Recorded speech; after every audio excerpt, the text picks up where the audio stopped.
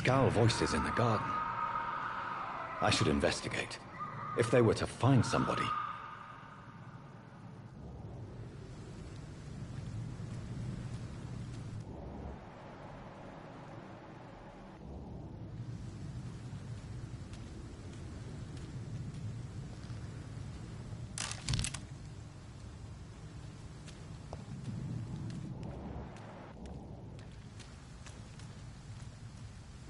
I cannot enter.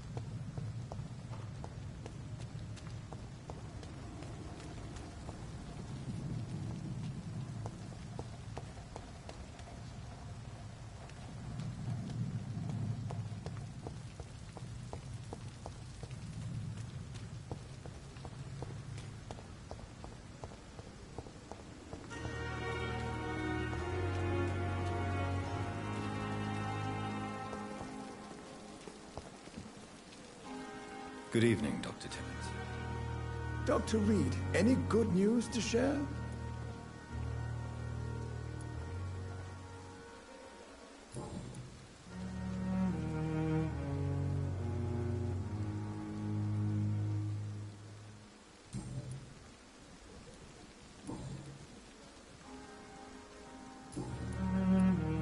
Goodbye, Dr. Timmons.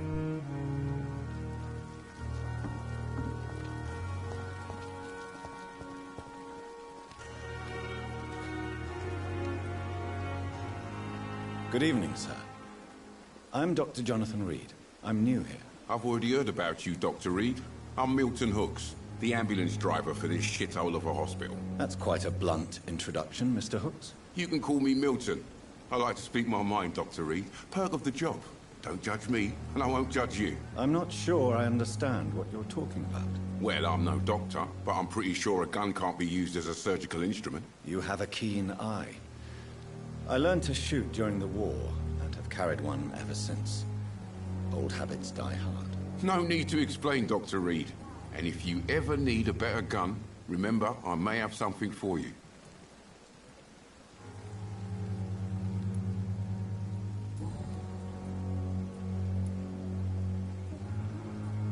Are you really smuggling weapons through the hospital? And why not?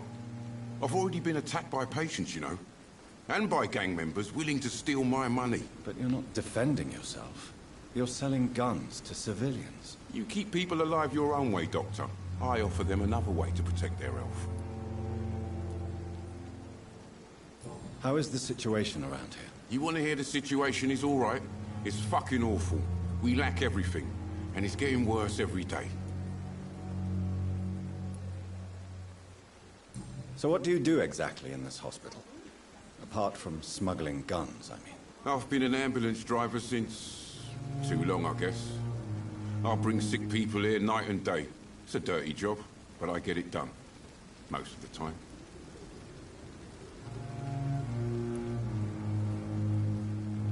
Since you're on the front line, how is the sanitary situation in this vicinity? It's a complete disaster.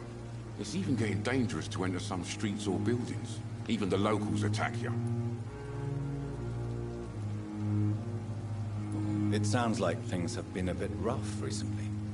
What's happened? Yesterday I got attacked by the patient I was bringing here. I escaped through the hospital's garden, but I lost my wallet when I was running. You left an infected patient outside the hospital? That's incredibly dangerous. Go there yourself if you want, but be careful, Doctor. I'd rather not bring your dead body back.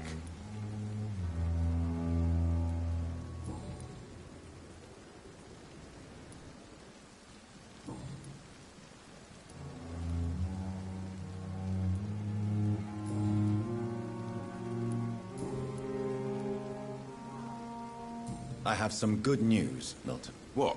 The epidemic's over? I retrieved your wallet, with all the money, and a certain picture. Well, yeah, Pippa Hawkins is my girl. So what? Is it the difference of skin color that bothers you? Not at all, Milton. Good. Please, take this money anyway. To remind you to keep your mouth shut. Not everybody is as broad-minded as you, Dr. Reed.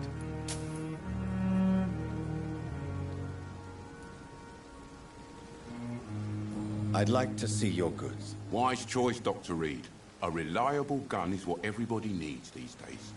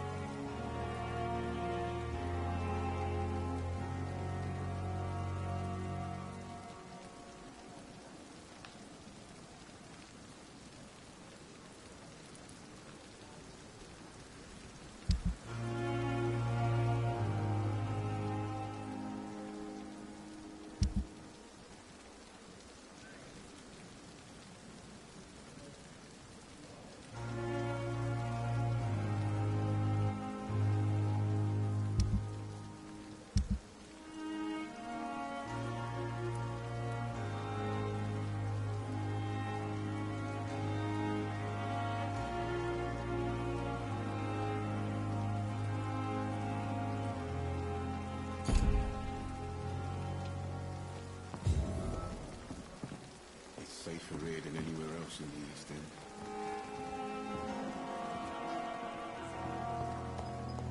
We are horrific liars. At least that mistress of the dark has stopped following me.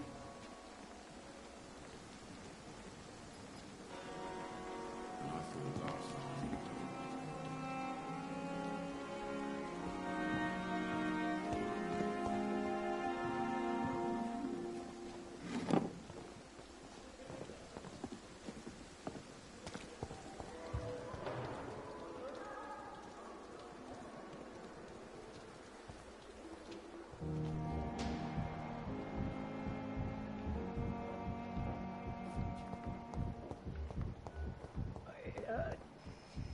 Help!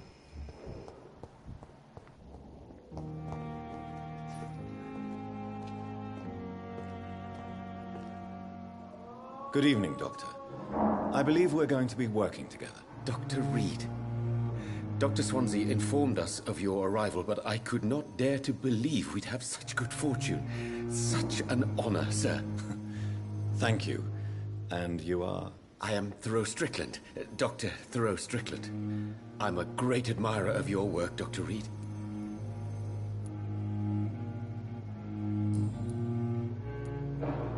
Please, could you tell me something about yourself? I'm a great admirer of your work concerning blood transfusion, Dr. Reed. I run my own experiments. I'm convinced it's the future.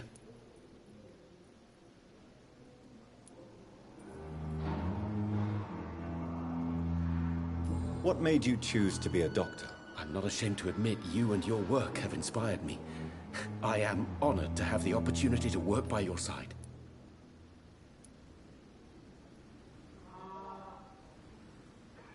It's always a pleasure to share scientific and medical knowledge with someone eager to learn. I'll be glad to help you if I can. This epidemic may be the century's most terrible disaster, but I'm convinced that we, as doctors, are the only ones able to defeat it.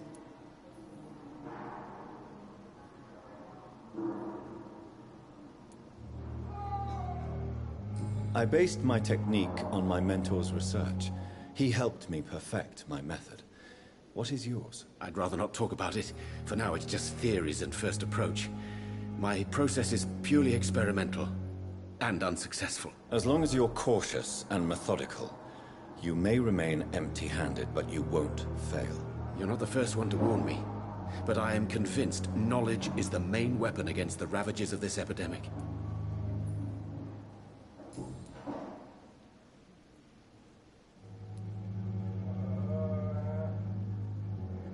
What can you tell me about the Pembroke? Well, it has always been an honor to work with Dr. Swansea.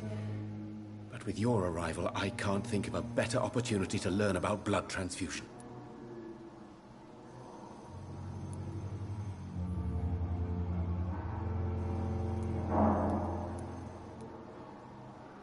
Do you need help with anything in particular? Well, yes, maybe. I'm waiting for a batch of products I ordered for my personal research, yet my supplier seems to have vanished. Do you want me to play the errand boy for you? Oh no, Dr. Reed.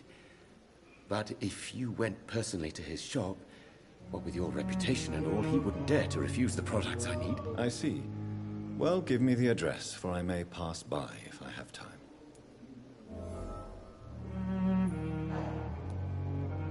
You seem quite optimistic. It's a rare and precious attitude in these difficult times. I'm convinced that this epidemic is a test of endurance and dedication for us men of science. Questions remain about our capacity to resolve the situation. True, true. Last summer, during the first wave of the epidemic, I used to joke with Milton about the extra work. We're not smiling now.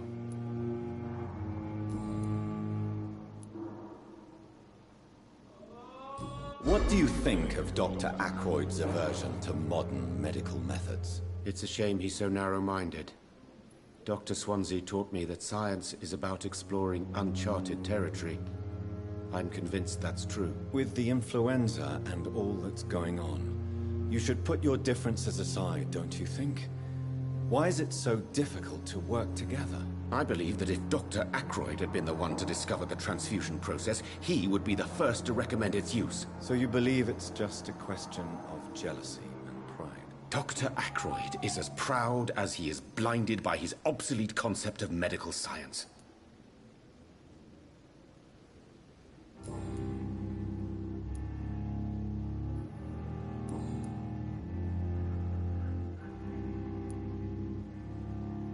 Tell me more about your willingness to experiment with new medical techniques. Harvey Fiddick is a patient suffering from a severe injury that could cripple him if not treated correctly. I'm convinced your blood transfusion technique could help him. What is it you really want?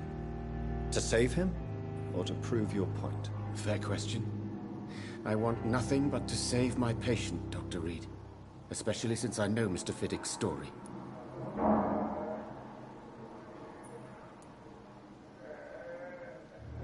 Tell me Mr. Fiddick's story.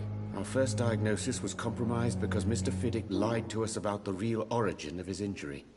He first claimed it was an accident. But why would he hide such crucial information from us? Because he is a proud father, ashamed of putting his children at risk because of his own negligence.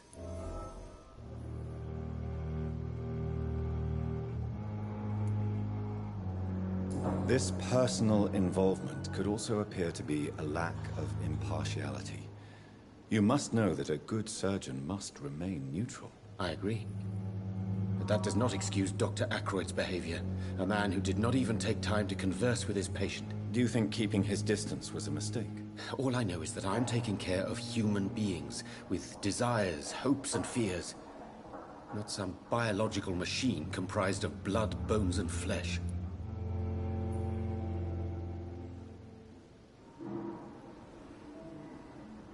Do you need my medical attention, dear colleague? You don't have to worry about me, Dr. Reed. I am here to assist you, not to be a burden.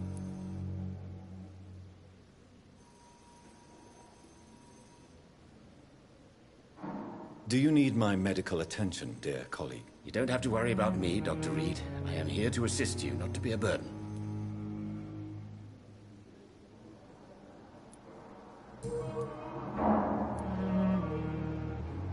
Tell me more about your willingness to experiment with new medical techniques. Harvey Fiddick is a patient suffering from a severe injury that could cripple him if not treated correctly. I'm convinced your blood transfusion technique could help him. What is it you really want? To save him, or to prove your point? Fair question. I want nothing but to save my patient, Dr. Reed. Especially since I know Mr. Fiddick's story.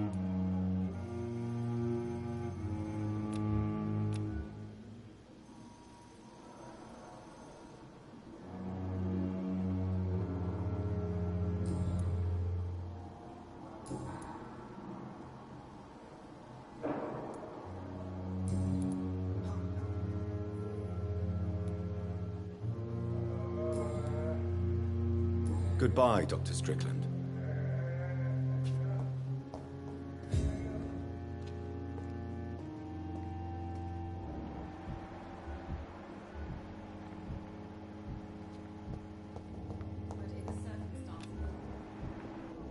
Wait, damn it! Blaming me will not further your agenda, sir. How long's it going to take to fix me properly? A month? A year? You have the right to disapprove of our methods, and you will kindly apologize when you're feeling better.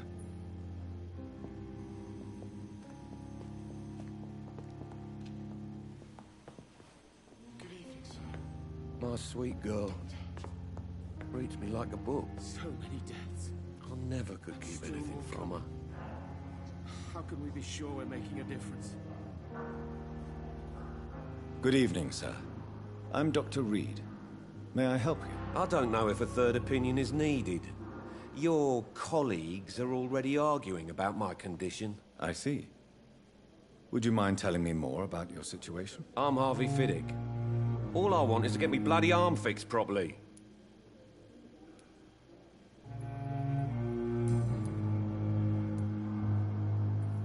Tell me about yourself, Mr. Fiddick. I'm just a regular guy waiting to get his arm fixed, so I can return to work and to my family. I was more curious about what you were doing before being hospitalized. I'm a carpenter, and a good one too.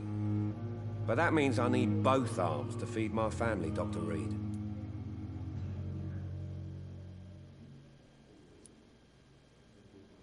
Tell me about the doctors who are arguing about your case. Strickland and Aykroyd.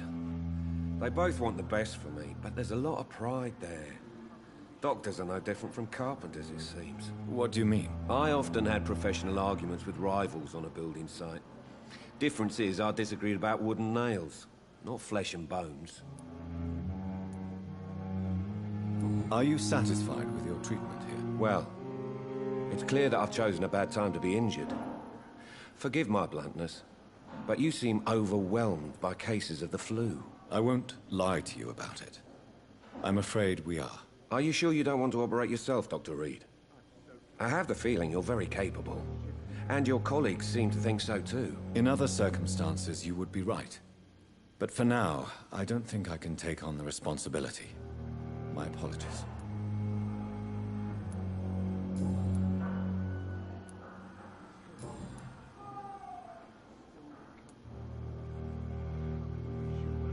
Tell me about your injury, Harvey. Why do you feel so guilty about it? My wife died because of me. And now I may lose everything because I've been careless enough to hurt myself. What an arsehole.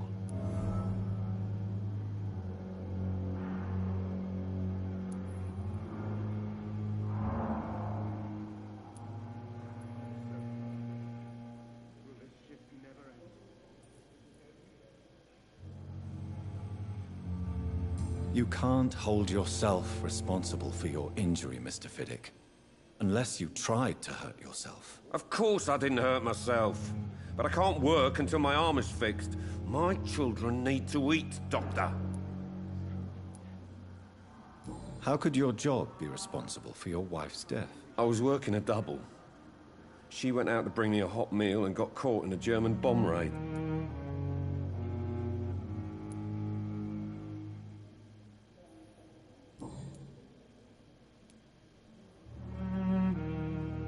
Tell me more about the death of your wife, Harvey. 1915. I was in the army. Building workshops for the Royal Flying Corps. Helen was happy I wasn't sent to the front. What happened? The Germans sent Zeppelins to bomb the construction site, but they missed their target. My wife was bringing my dinner when the bombs fell.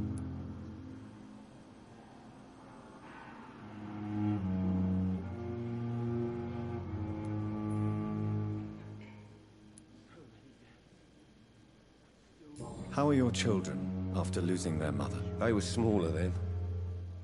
The only good thing about this is my Helen didn't bring them with her that night. I'm sorry for your loss. So many died during the bombings. I served in France and witnessed the carnage there. I would like to say that she didn't suffer. Truth is, I have no idea. I just know that I'm all that me kids have. Poor little bleeders.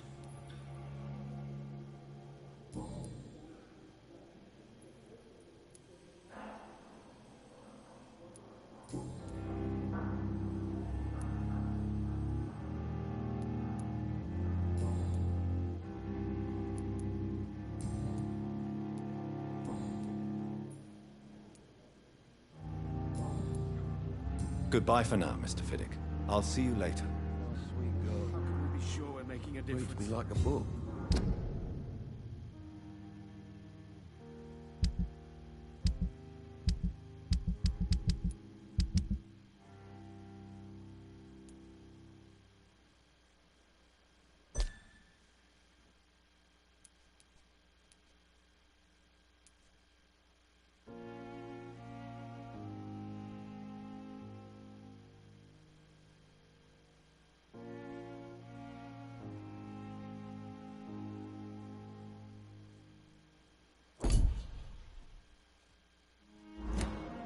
I never could keep anything from us.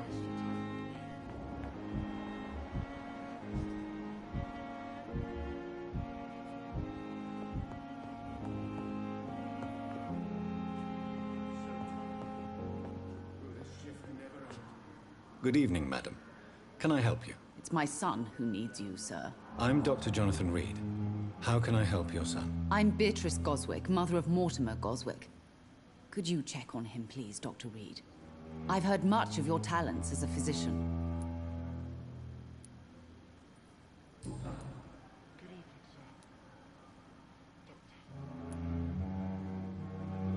What can you tell me about yourself, Mrs. Goswick?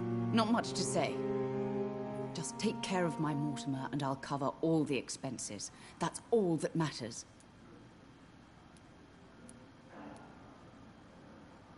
May I ask if you have an occupation, Mrs. Goswick? I'm a teacher by profession. I teach young women who are more ambitious about their futures than their families. Are you really that rich? Most of the patients here are of a more humble origin, if I may say so. Yes, thanks to my husband. May he rest in peace. I can cover any needed medical expenses.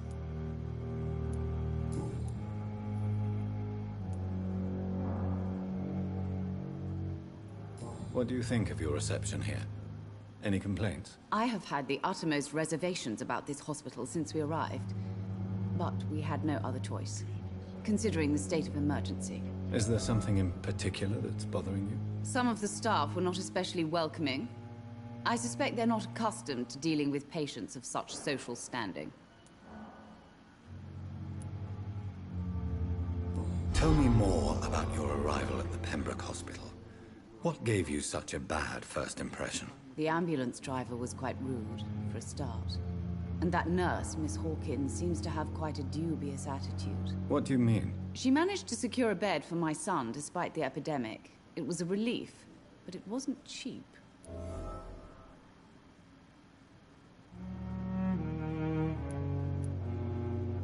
She charged you for a bed? Yes, and I paid without question, considering the urgency of the situation.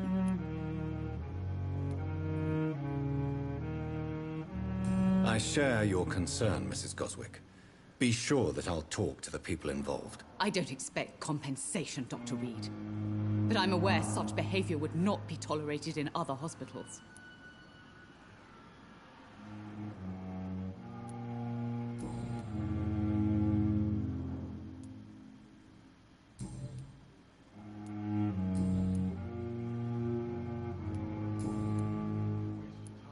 Goodbye, Mrs. Goswick.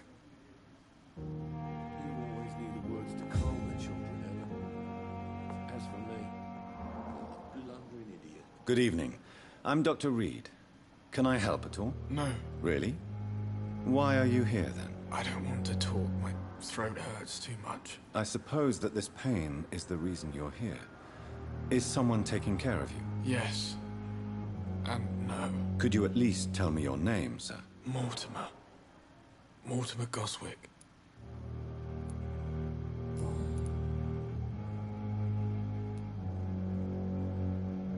How painful is your throat, Mr. Goswick? So painful I'd rather not talk at all, Doctor.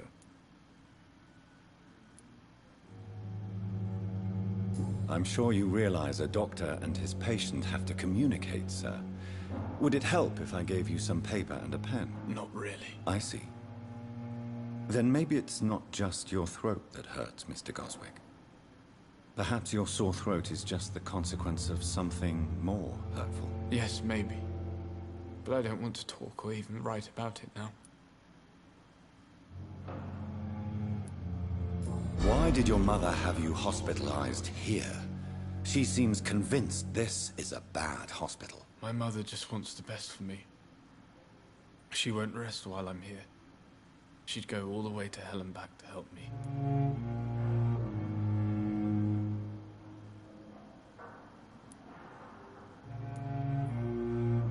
Is your mother bothering you? As your doctor, I can ask her to leave you alone if you would prefer. That's tempting, Doctor.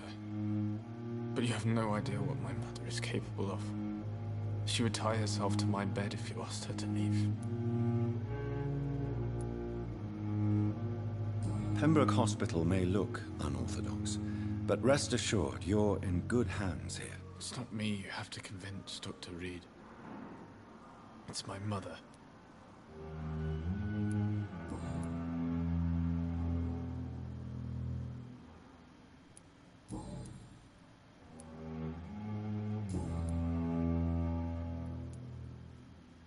Tell me about yourself, Mr. Goswick. I don't want to talk, Doctor.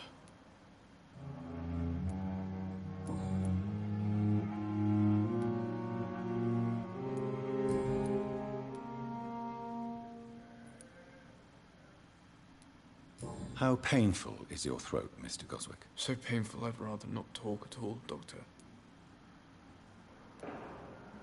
I'll let you get some rest, then. Don't waste your time with me. As for me, I'm so what a blundering idiot. Will this shift never end?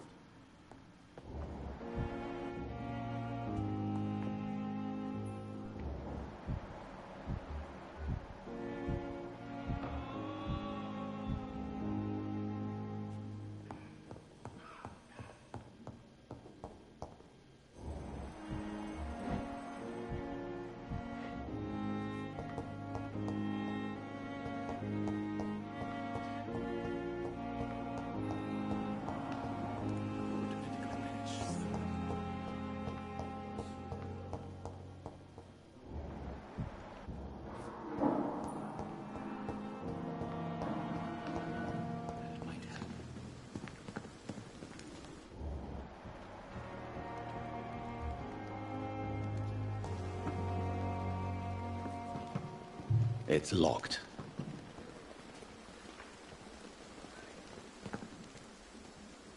Good evening. I'm Dr. Reed. Always a pleasure to meet a colleague, sir. Especially when he was supposedly dead. A colleague? Are you a doctor, too? Not anymore, sir. I used to be Dr. Rakesh Chadana. Now, I'm just Mr. Chadana, pawnbroker and humble guardian of this morgue. What do you mean, you used to be a doctor? Was your license revoked? No, sir. It is just that I like to be precise. I run a little pawn shop while taking care of the dead. But I used to be a real doctor.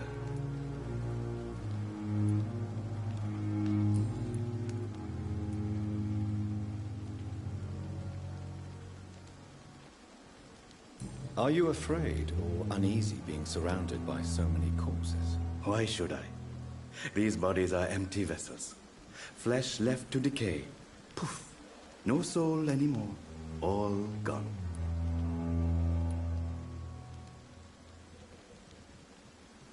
An interesting point of view. And quite an exotic one, too.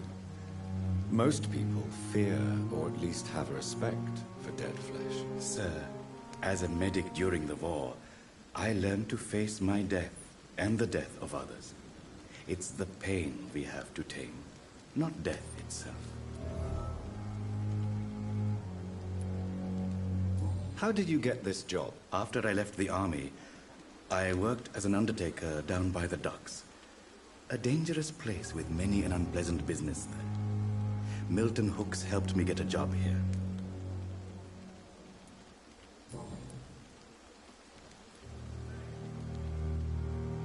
Have we met before? I don't think so, sir. Why? When we first talked, you said you were glad to meet me since I was reported dead. Funny story, sir. Your sister came here a few nights ago.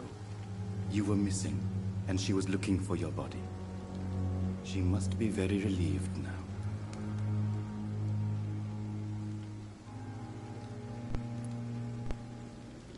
Do you work here alone? Yes, very easy work, sir. All I have to do is watch a few bodies. The situation was very different when the main morgue was still open.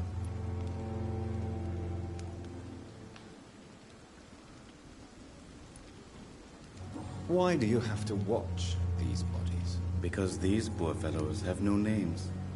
We keep them in case someone comes looking for the missing. Sadly, very rarely happens. Why close the hospital's main morgue? It was for sanitary reasons after the beginning of the epidemic. Cadavers had to be moved to the nearest mass grave.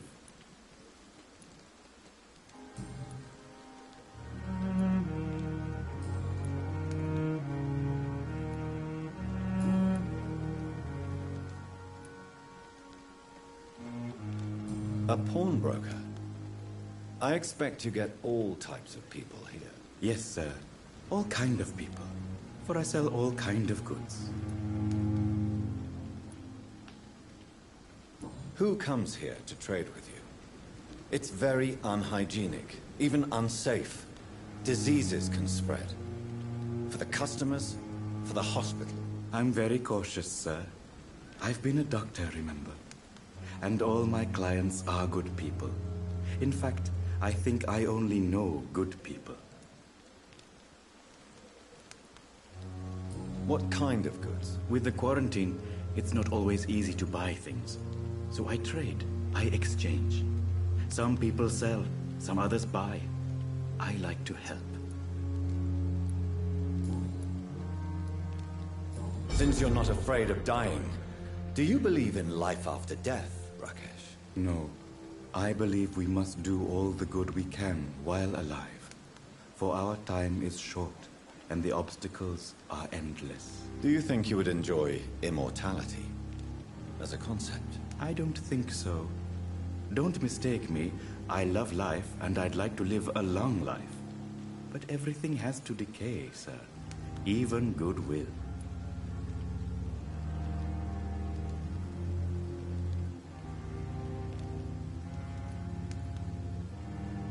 Do you really believe goodwill cannot last? As I said, sir, everything decays. If I was to never die, goodness, I would be bored or worse.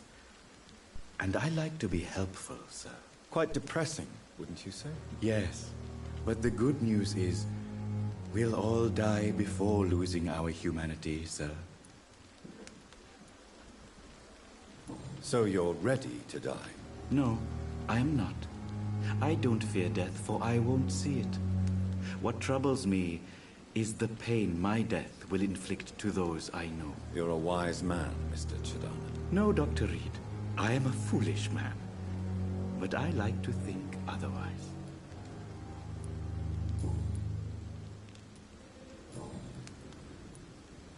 Please show me what you have to sell. Of course. It's just trinkets and curios, really. But I'm sure they can be useful.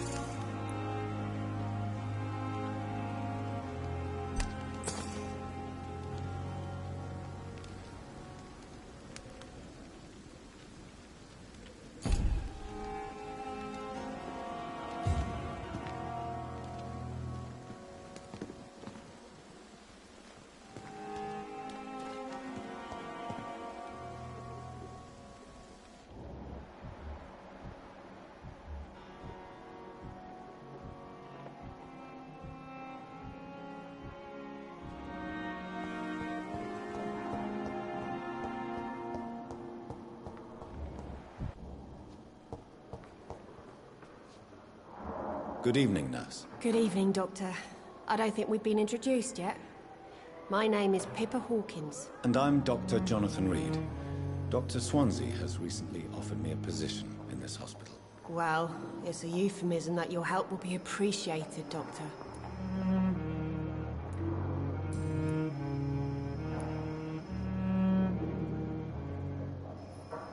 How would you describe the situation at the Pembroke Hospital? It's serious. The flu is wreaking havoc amongst the staff and patients. We are running out of everything.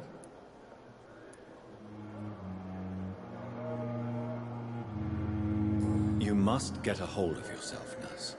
Sorry, I'm exhausted. No one has any idea when this epidemic will be over. Nurse Hawkins, the Spanish flu won't last forever. Even the Black Plague didn't kill everyone. I wish I could believe you. But what if this epidemic was worse? What if in the end, nobody was spared?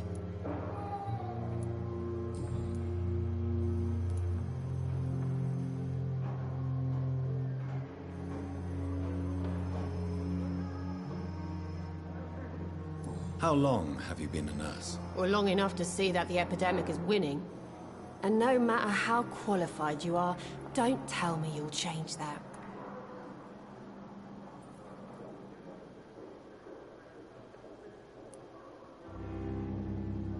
I don't like your attitude, Nurse Hawkins.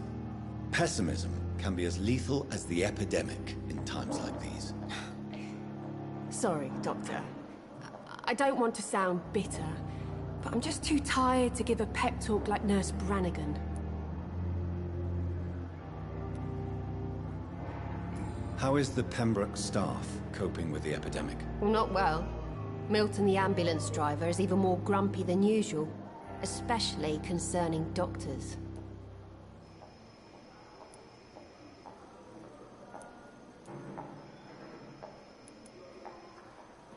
Why does Milton dislike doctors? I don't know. Just ask him. But be warned, Milton is not the chatty type. Why is Milton grumpy on a daily basis? Is it just an act? Milton's not the kind of man who's bothered about a bad reputation, whether he deserved it or not.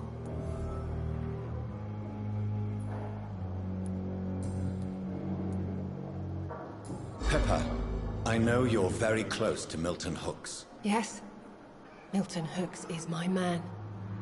If you want to report me for that, just feel free, Doctor. I have no intention of reporting you, Nurse Hawkins, but are you aware of the risks? The rules say I won't be allowed to work as a nurse anymore. But here at the Pembroke, we break rules all the time. Is he worth the risk? Hey, I'm no perfect woman, and Milton is not the finest bloke, but we do our best to get by. That's all any of us can hope for nowadays.